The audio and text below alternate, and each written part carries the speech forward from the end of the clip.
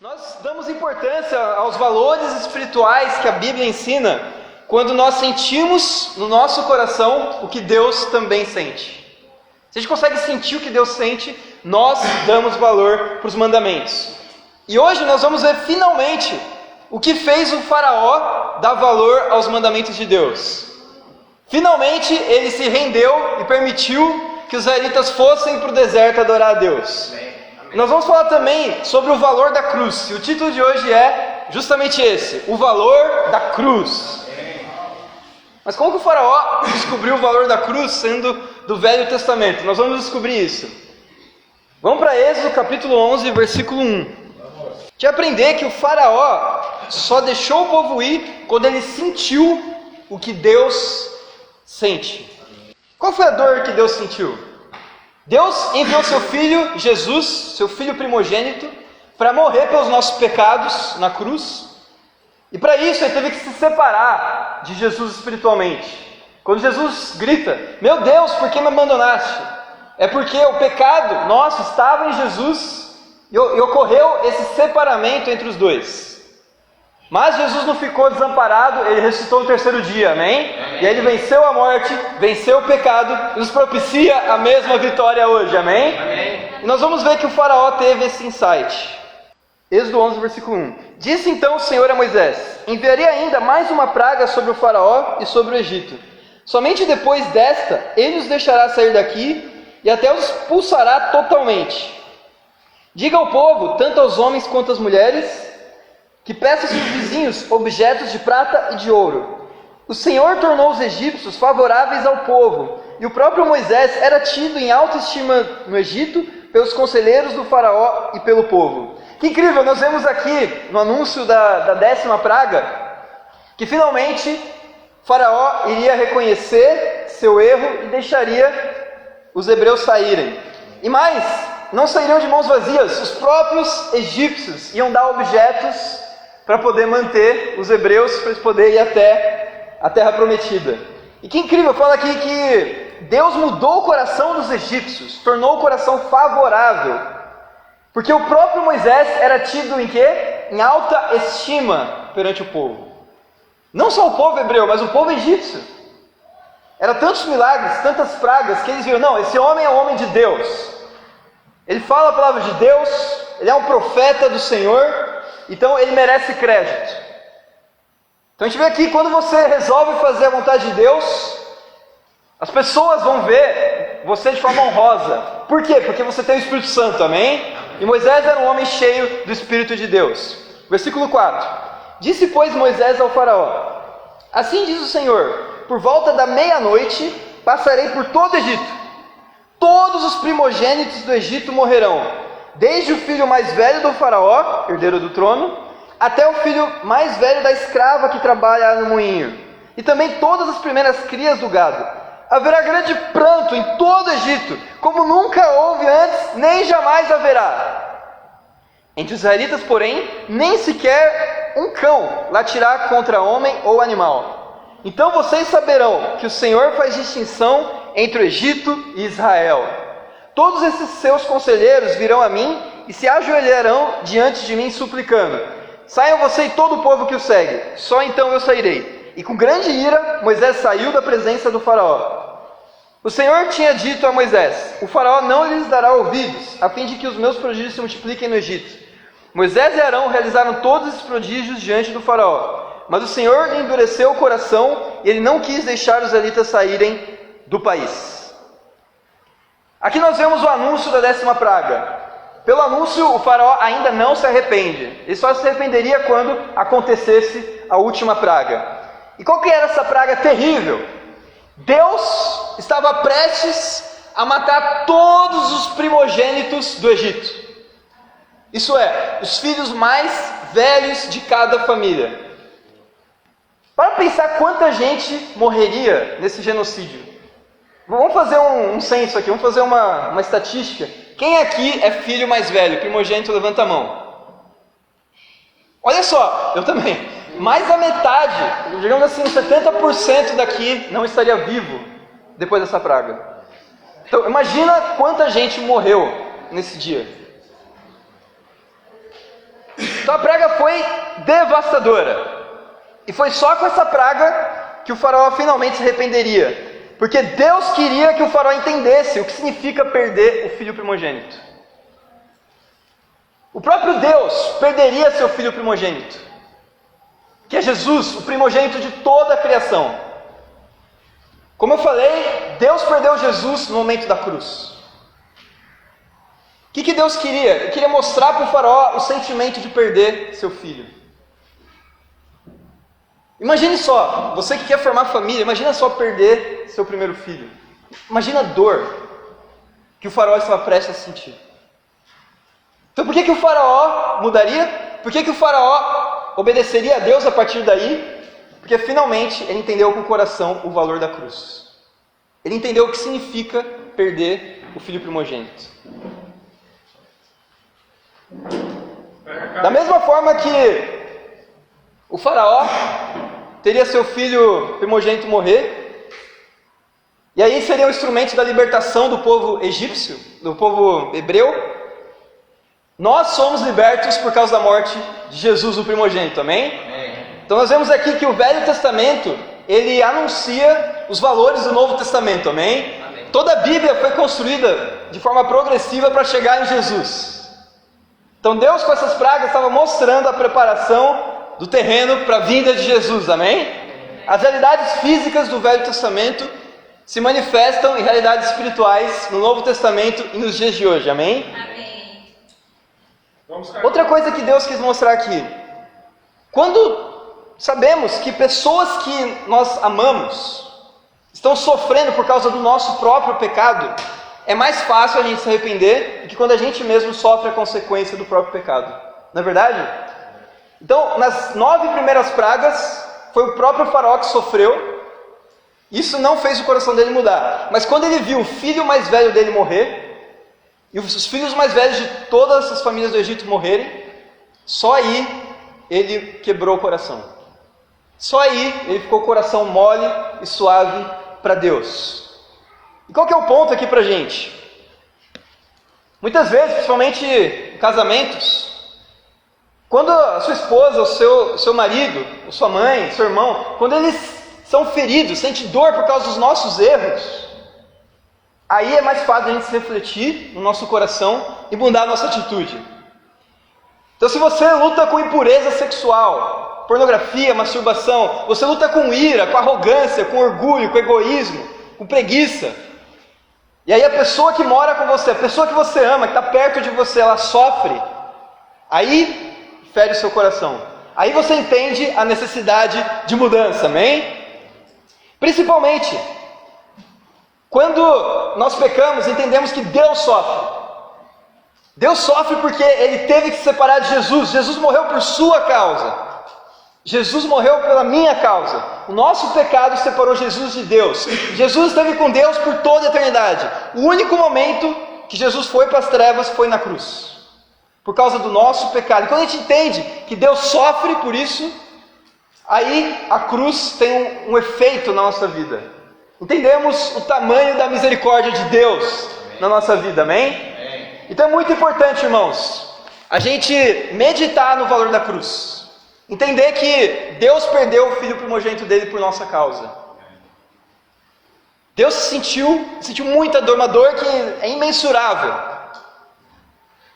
A dor de perder um filho. Eu fiquei sabendo de uma história lá nos Estados Unidos, de um operador de trem, e ele estava um domingo ali, controlando o fluxo dos trilhos, e acontecia que um dos trilhos estava desativado por ser fim de semana, e ele deixou o seu filho brincar naquele trilho desativado.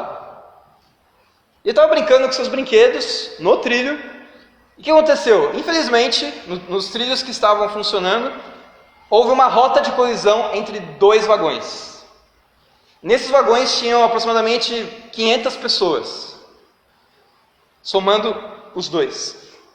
E eles estavam em rota de colisão e ele percebeu isso faltando 10 segundos para tomar uma atitude e mudar o trilho. Então eles estavam lá e ele viu isso e falou: nossa, 10 segundos para tomar uma das decisões mais importantes da vida dele.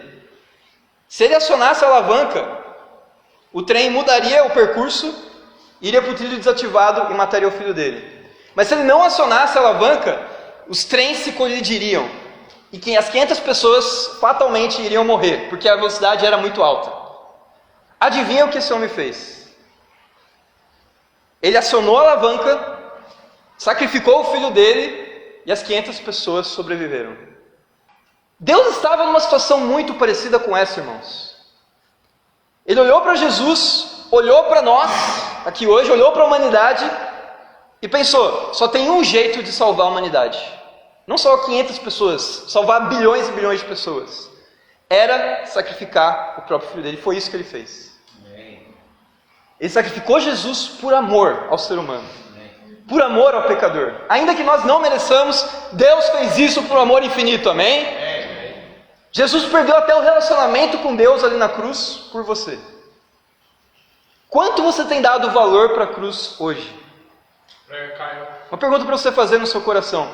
Você entende que o seu pecado fere a Deus? Mas pecado é algo que todos nós temos. Eu tenho pecado. E o meu pecado fere a Deus, o meu pecado fere a minha esposa. Aconteceu uma situação, eu viajei para Bertioga para ver a minha família, a Carol foi também. Depois fomos para São Paulo ver a mãe dela. E foi muito gostoso, né? A gente passou Natal em família. Estava com muitas saudades da minha mãe. A gente foi para a praia. E não podia faltar comida, tinha muita comida. E eu gosto muito de doce, sou muito formiga, né?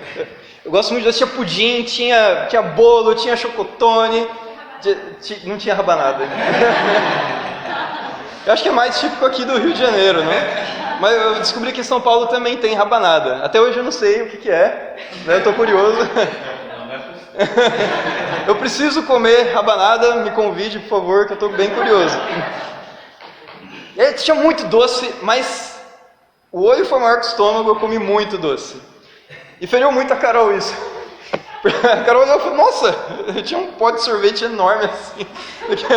A Carol, nossa, que absurdo. Ela não conseguia acreditar no que ela via. Aí eu tomei uma decisão, filha a Carol, vou fazer uma dieta, amém? Comer doce só em ocasião especial e no limite. Mas o que eu quero mostrar com isso? Que o nosso pecado fere as pessoas que estão ao nosso redor. Assim como a minha gula deixou a Carol assustada, o nosso pecado interfere na vida das pessoas. Então, quando você for tentado com luxúria, sexualidade, pensa, será que se minha mãe soubesse disso, soubesse das coisas que eu vejo na internet, que eu vejo na rua, da minha cobiça, como ela se sentiria? Pensa nisso antes de pecar, amém? Isso vai ajudar você a dar valor para a cruz de Cristo, amém? Quando você se irrita, você está lutando com egoísmo, preguiça, não quer lavar a louça. Entenda, seus familiares vão sofrer com isso. Sua esposa, sua namorada, etc. Então, a única forma de entender a Deus é entender que Ele sofre pelo nosso pecado, amém? E pessoas também sofrem. E o faraó, ele só entendeu a motivação quando ele entendeu o peso da cruz. Não é diferente conosco, amém? Porque a verdade, irmãos, é que se a nossa motivação estiver nas bênçãos, estiver no grupo, né, ainda que é um grupo legal, ainda que as bênçãos são coisas maravilhosas, e nós esquecemos o valor da cruz, eventualmente a gente vai se frustrar. Porque Deus corta as bênçãos, Deus manda castigo às vezes. Irmãos, pecam contra nós. Você vai ver aqui, vai ter divisão, vai ter problema. No reino a gente se arrepende, tem união, amém?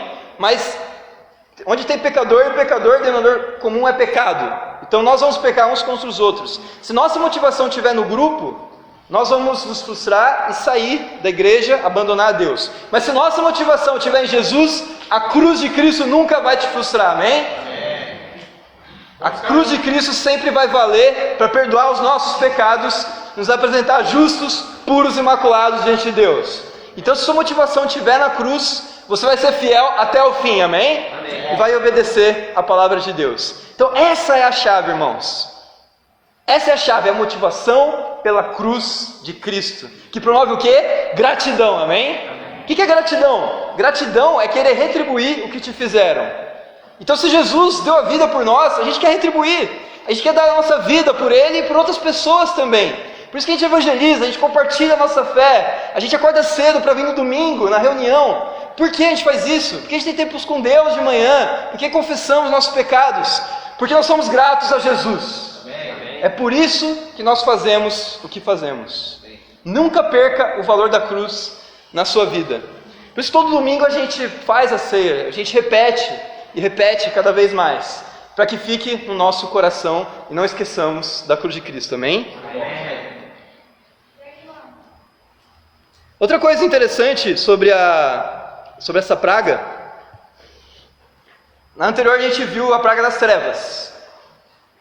Eu não falei no último sermão sobre isso, mas o Deus que foi humilhado na praga das trevas foi o Deus Ra, o Deus egípcio. Deus Ra era o principal Deus ali do Egito, e ele era o Deus do sol. Então nas trevas ele foi totalmente incapacitado, porque tudo ficou escuro. Nessa praga da morte dos primogênitos, Deus está humilhando o filho do Deus Ra, que é o faraó. O faraó era considerado pelos egípcios uma divindade por si só, o filho do Deus Ra. Então com a morte dos primogênitos, Deus está mostrando que o filho de Ra não tem poder também, amém? Vamos para Êxodo capítulo 12, versículo 1 agora. O Senhor disse a Moisés e a Arão no Egito: este deverá ser o primeiro mês do ano para vocês. Digam a toda a comunidade de Israel que no 10º dia deste mês, todo homem deverá separar um cordeiro, um cabrito, para a sua família, um para cada casa. Se uma família for pequena demais para um animal inteiro, deve dividi-lo com seu vizinho mais próximo, conforme o número de pessoas e conforme o que cada um puder comer. O animal escolhido será macho de 1 ano, sem defeito, e pode ser cordeiro ou cabrito.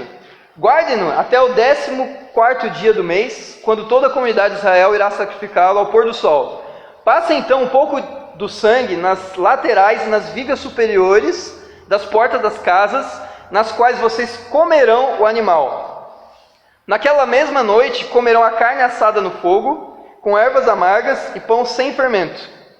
Não comam a carne crua, nem cozida em água, mas assada no fogo, cabeça, pernas e vísceras. Não deixem sobrar nada até pela manhã.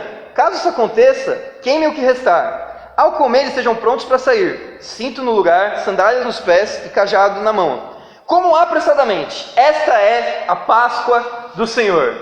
Que incrível! Aqui a gente vê a primeira referência à Páscoa hebraica, amém? A gente fala muito sobre a Páscoa do ovo de chocolate, do coelhinho, mas a Páscoa verdadeira tem outro significado. É uma lembrança, um memorial da libertação do povo hebreu da escravidão do Egito. E ela é celebrada uma vez por ano. E eles sacrificavam um cordeiro, olha que interessante, sem defeito. Qual que é a interpretação disso?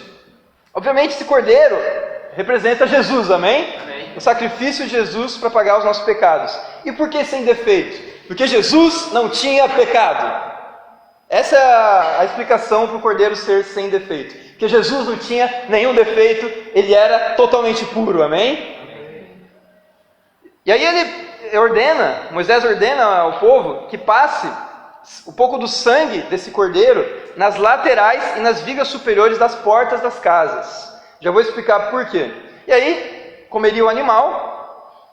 Que implica isso? A gente precisa comer do pão, do sangue de Jesus, beber do sangue de Jesus, amém? E aí ele fala para fazer muito rápido. Não deixe sobrar nada. Seja com sandália pronta, já prepara o cinto, já deixa afivelado e coma apressadamente. Por que apressadamente? E o pão era sem fermento.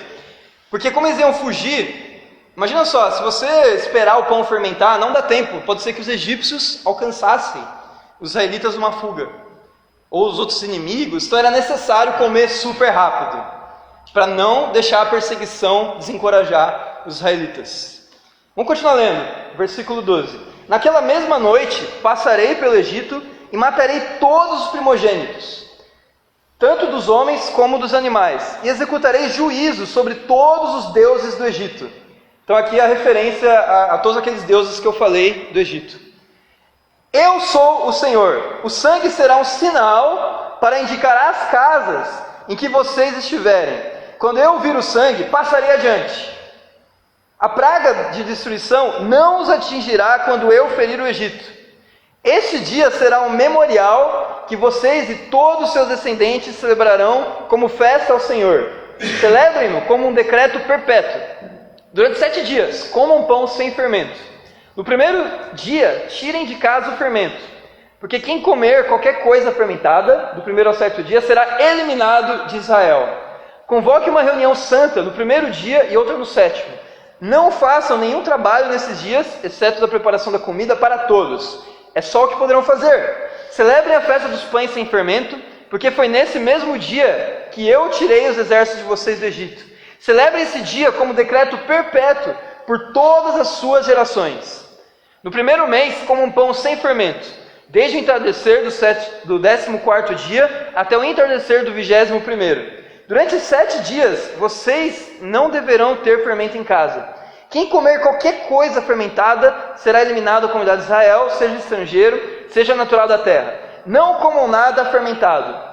Onde quer que morarem, com apenas pão sem fermento. Então aqui Deus continua falando sobre a Páscoa, duraria 7 dias, fala mais sobre a importância de comer o pão sem fermento. E Jesus, quando ele morreu, aquele mesmo dia ele celebrou a Páscoa, amém? Essa foi a última ceia de Jesus. Então aquele momento da Santa Ceia que nós temos todo domingo, ele é uma reminiscência da antiga Páscoa judaica. E por isso que a gente come aquele pão sem fermento, não é biscoito, tá? É pão sem fermento. É em memória à Páscoa hebraica. E a gente toma o suco de uva, o vinho, que representa o sangue de Jesus, que fala aqui que foi derramado pelo Cordeiro durante a Páscoa. Então você vê que a Bíblia é perfeita, ela tem uma ilustração do Velho Testamento para todos os valores espirituais do Novo Testamento. Nosso primeiro ponto de hoje, a importância de lembrar. A importância de lembrar. Por que Deus criou a Páscoa? Para que os hebreus nunca se esquecessem do que Deus fez por eles, quando os libertou do Egito. Então todo ano eles comemorariam isso, essa festa, para que de geração em geração, até hoje, amém? Por meio da Santa Ceia. Por isso que nós fazemos conferências, que conferências são inesquecíveis, amém? Amém.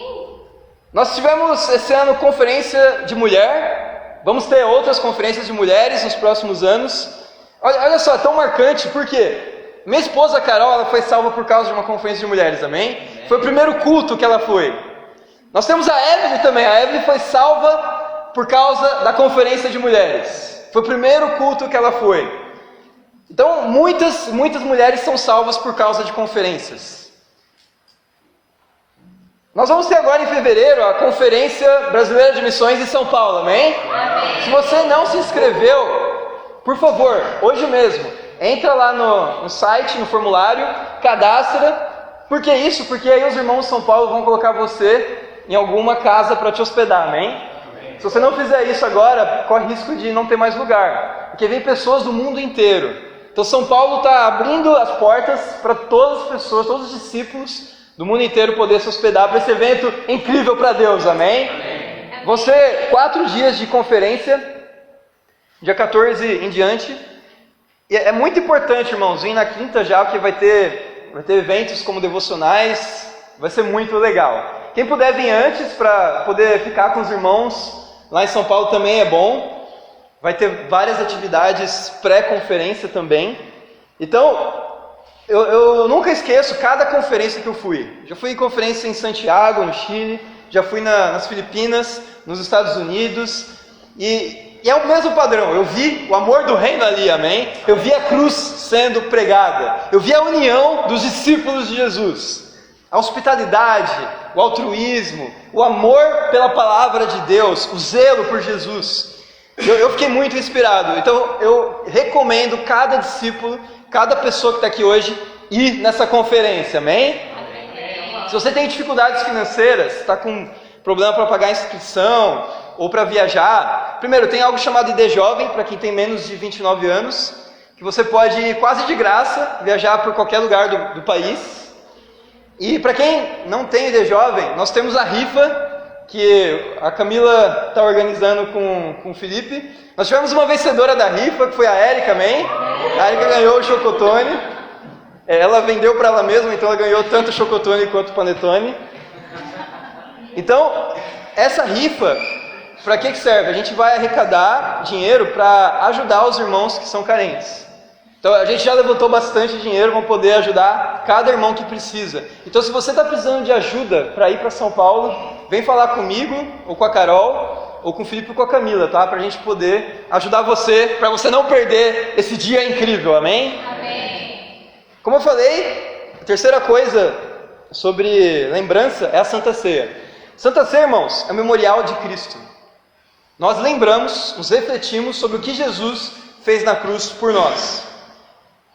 É como o feriado. O que acontece no feriado? Você tem, por exemplo, o feriado 21 de abril de Tiradentes. Você lembra o que Tiradentes fez? Ele foi um herói da história lá em Confidência Mineira. As pessoas lembram disso. Nós temos o 7 de setembro, a independência do Brasil, uma data histórica que nós lembramos o que aconteceu.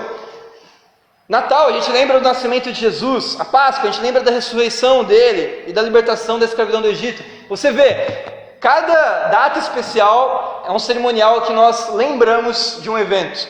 E a Santa Ceia é para a gente lembrar da morte e ressurreição de Jesus depois da cruz, amém? Amém.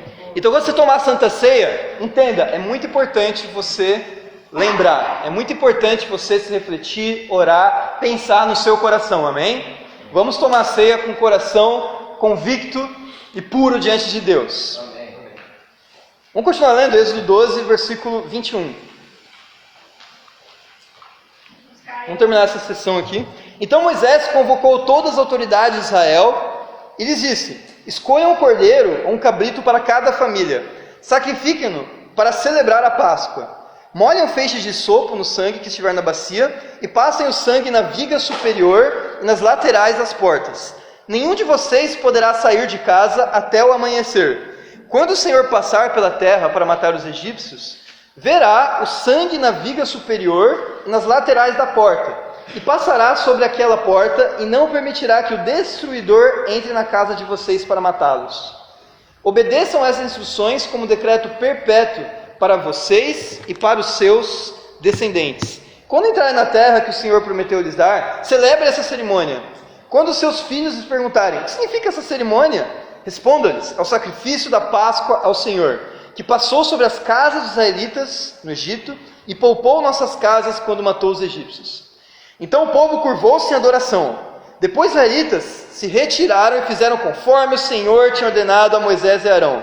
Então, à meia-noite, o Senhor matou todos os primogênitos do Egito, desde o filho mais velho do faraó, herdeiro do trono, até o filho mais velho do prisioneiro que estava no calabouço, e também todas as primeiras crias do gado.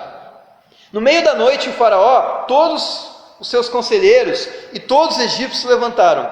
Houve grande pranto no Egito, pois não havia casa que não tivesse um morto. Uau, que praga terrível!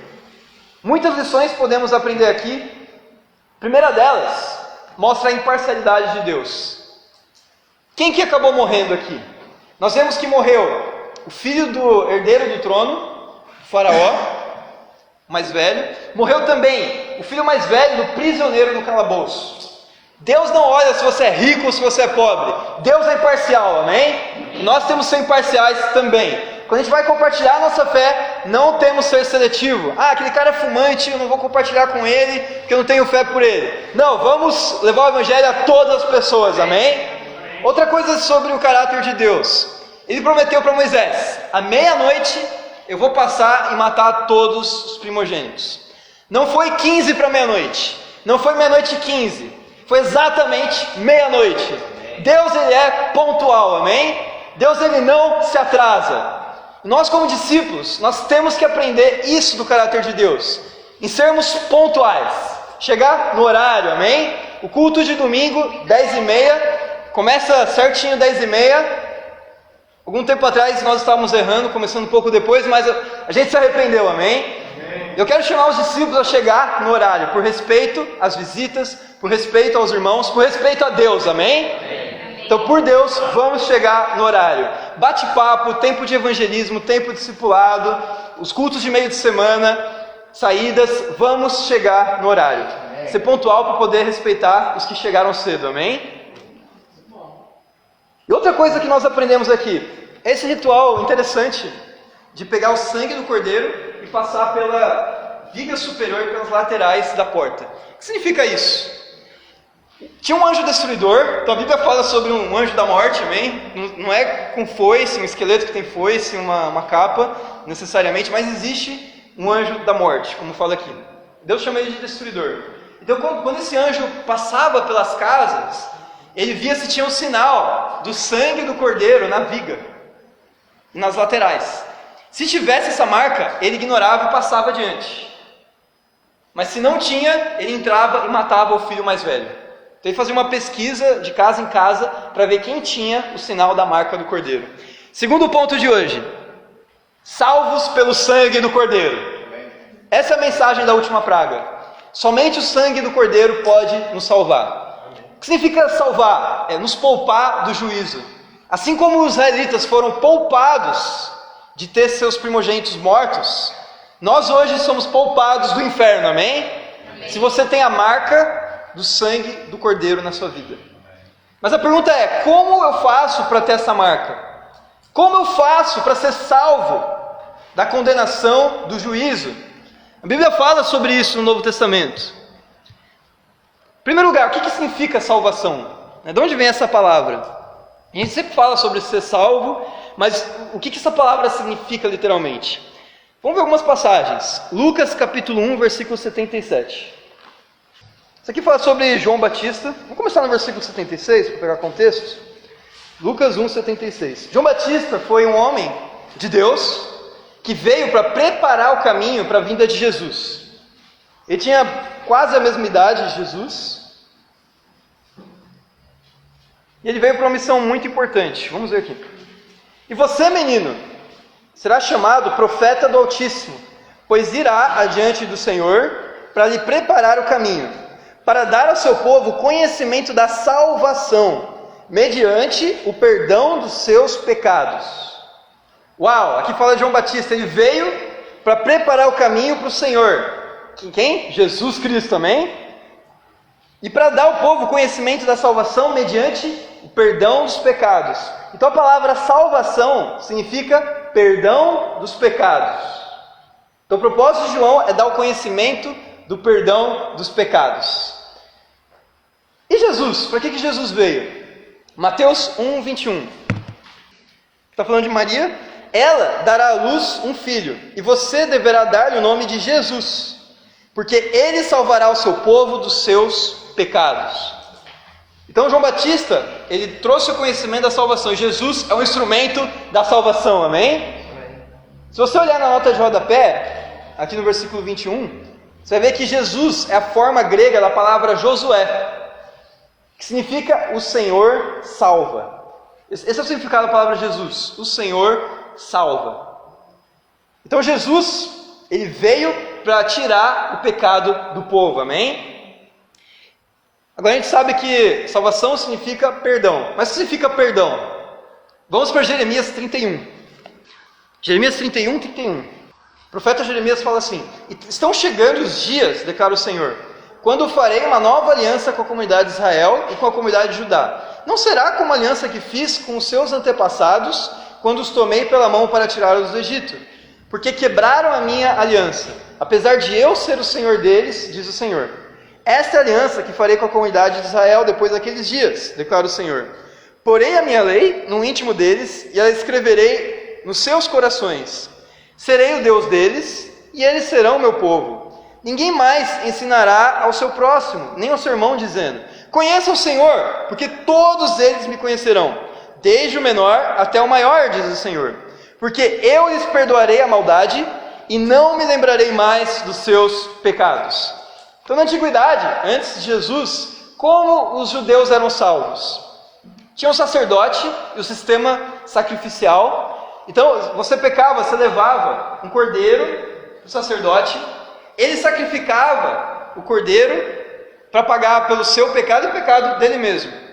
Fazia a propiciação e Deus fala que se esquecia dos pecados. E era uma prática constante, essa prática sacerdotal. Mas aqui Jeremias profetiza algo muito animador. Ele fala que não mais será necessário sacrifício de cordeiro. Não mais será necessário um sacerdote. viria uma nova aliança com a comunidade de Israel. Nessa nova aliança, seria abolido o sistema sacrificial, e como nós vimos, através de Jesus, as pessoas seriam salvas. Jesus seria o cordeiro e também o sacerdote que faria o sacrifício, amém? Então, nessa nova aliança, o perdão funcionaria de uma forma diferente da do Antigo Testamento. E o que significa perdão? Está ali no final do versículo 34. Perdoarei a maldade e não me lembrarei mais dos seus pecados. Então, irmãos, perdão significa esquecimento. Não que Deus tenha amnésia, mas Ele decide esquecer de todos os nossos pecados. Isso não é incrível? Amém. Você chega lá no céu, Deus me perdoa, eu fui horrível, eu fiz tal coisa, eu fui egoísta, eu fui orgulhoso, eu fui impuro, ai como eu tenho vergonha. Aí Jesus olha para você assim: o que você está fazendo no chão? Levanta daí que eu não me lembro de nada, amém? Amém? Eu não me lembro de nada do que você falou. Você não tem pecado diante de mim. É assim que Deus vai olhar para você, se você for fiel até o fim, amém? Amém. Se você tiver a marca do sangue do Cordeiro. Amém. E para terminar, vamos ver como receber esse perdão, esse esquecimento de Deus. Marcos capítulo 1, versículo 4. Assim surgiu João, batizando no deserto e pregando o batismo de arrependimento para o perdão dos pecados. Então, como receber o perdão? A palavra de Deus aqui ensina: através do batismo, amém? Um batismo unido de fé e de arrependimento. Então, para você ter a marca do sangue do Cordeiro, assim como as vigas das portas dos israelitas, você precisa ser batizado. No momento que você se batiza com a consciência de um discípulo, uma consciência limpa, pura, Deus poupa você do juízo. O anjo da morte vai passar por você e vai passar reto, amém? Porque ele vai poupar você da destruição. Isso não é animador? Amém. Fé, arrependimento e batismo são esses 3 passos para você ter a marca do Cordeiro, para você ter o sinal da salvação. Sem o batismo não é possível ser salvo, de acordo com as Escrituras. Eu já vi muitas histórias de pessoas que saíram do coma, estavam quase morrendo, e foram batizadas no leito de morte. Tem a Carolina Bataglin, que hoje lidera as mulheres na igreja de Lima. A avó dela, com quase 90 anos de idade, ela estava em coma e só recebeu alta depois que ela saiu do coma, porque não tinha o que fazer. Ela estava com uma doença terrível e não tinha como se recuperar. Ela fatalmente iria falecer. Só que ela tinha estudado a Bíblia nesse meio tempo, antes da alta. E a alta foi a liberação, não só do leito do hospital, mas a libertação da vida dela. Porque na véspera da morte dela, ela foi batizada como discípula, amém? E hoje está lá no céu com Deus. Então você vê histórias assim, você fala: nossa, que incrível, qualquer pessoa pode ser batizada. Mesmo um paralítico, né? A gente tem o caso do pai da Jéssica. O pai da Jéssica, ele andava na cadeira de rodas porque ele não tinha mobilidade nenhuma. E o Ismael foi fazer os estudos bíblicos com ele lá em São Gonçalo. Chegou lá, era um lugar muito perigoso, tinha até pessoas com um fuzil na mão passando ali. Mas o Ismael entendia que o pai dela precisava ser salvo. Estudou a Bíblia em um dia com o pai dela, e ele foi batizado na caixa d'água que tinha na casa dele, amém? Foram necessárias 3 tentativas, mas ele foi batizado, estava super animado com Deus, amém? Amém. E também é nosso irmão em Cristo, está salvo. Amém. Então você vê histórias assim, você fica admirado com a palavra de Deus. Porque esse é o plano de salvação. Essa é a marca do Cordeiro, amém? Amém. As pessoas precisam conhecer essa mensagem. Infelizmente tem muito engano no mundo, mas tem esperança, amém? O mundo tem salvação. E Jesus é a chave. É entender a cruz de Jesus. Se as pessoas entenderem o valor da cruz, o mundo vai ser salvo. Então eu quero animar cada um aqui, que agora está na virada do ano. É muito comum fazermos retrospectivas. A gente teve um culto muito incrível 2 semanas atrás, que a gente lembrou de lições que nós aprendemos durante o ano. Cada um falou, foi muito gostoso, mostramos escrituras. E vamos falar a verdade, esse ano foi incrível. Deus fez muitas coisas poderosas aqui. Muitas pessoas foram salvas, o reino cresceu, nós temos missões em novos lugares no mundo. Amém. É muito bom poder ver isso. Então eu quero animar você a fazer uma retrospectiva. O que você foi grato esse ano? Escreve no caderno. Quais são as 10 coisas que você foi grato nesse ano a Deus? Assim como a Páscoa era para lembrar, tenta fazer você exercício também. Lembra tudo que você foi grato esse ano a Deus. E além de retrospectiva, na virada de ano nós temos sonhos para o ano que vem, não é verdade? A gente não dá 7 pulinhos no mar, mas a gente também tem sonho, amém? A gente usa o recurso da oração. Então vamos fazer 5 orações impossíveis para o ano que vem. Pensa em coisas que você, por sua própria força, você não é capaz, mas que você quer muito, e que Deus pode te dar isso. Pensa em 5 orações impossíveis. Esse ano, algumas das minhas orações atendidas quero compartilhar com vocês. Não vou dizer impossível, mas era difícil. Eu queria que tivesse um namoro aqui na igreja do Rio, né? Um namoro puro, para glorificar a Deus. Porque as pessoas lá fora veem e falam, nossa, como é que você consegue ficar 3 anos namorando e conseguir se controlar para não ser impuro? Então as pessoas ficam admiradas. Deus é glorificado com os relacionamentos puros. E Deus atendeu a oração com o Pedro e com a Alessandra, amém? É verdade, tinha outros casais de namorados, mas era São Paulo-Rio, né? Tinha eu e a Carol, lá de São Paulo, Ismael e a Carol, São Paulo-Rio, mas não tinha Rio com Rio, discípulos daqui mesmo. Aí Deus atendeu essa oração. Outra oração que eu fiz foi sobre os cultos especiais, para que eles fossem frutíferos para Deus. Sem dúvida essa oração foi cumprida, amém? Checklist. Teve outra também para levantar novos líderes que possam fazer os estudos bíblicos com as pessoas, liderar bate-papos, fazer reuniões de meio de semana.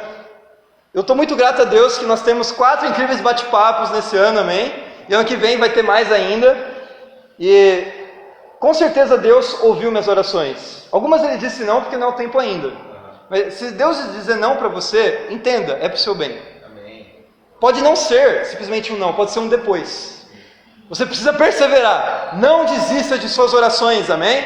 E 2020 vai ser um ano espetacular para Deus, porque Deus vai fazer muitas coisas. Vamos ter um final de ano incrível para Ele. Vamos orar pelas nossas orações impossíveis. E para Deus seja glória. Amém.